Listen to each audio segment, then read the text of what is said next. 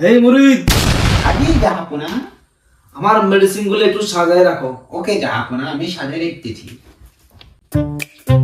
আল্লাহ হক মাওলা, আল্লাহ হক মাওলা। আচ্ছা জাহাপনা, এভাবে চললে তো আমাদের সংসার চলবে না।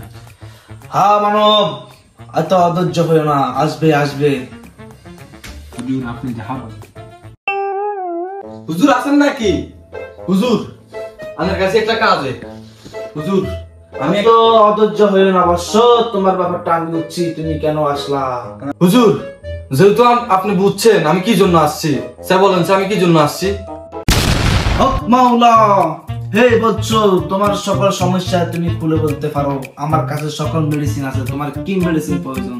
হুজুর আপনার মেডিসিনে আমার কিছু কাজ হবে না, আপনি শুধু আমাকে একটু দোয়া করে দেন। আমি নতুন ব্যবসা প্রতিষ্ঠান খুলছি।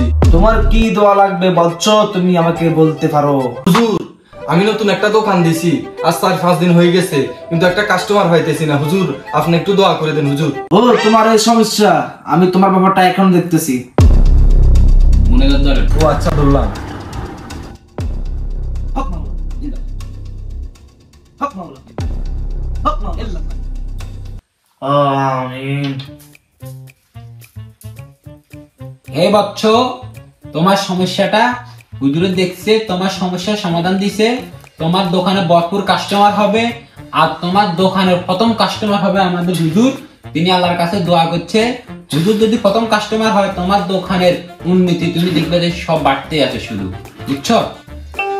এ বৎস, হুজুরের পানি পড়ার ভিতরে তোমার কি দোকান দিছো ওইটা বলো। হুজুরের পানি পড়াটা হোমে দিতে তোমার কি দোকান দিছো? হ্যাঁ হুজুর, ও আমার দোকান হচ্ছে যে এই কাফনের কাপড়ের দোকান।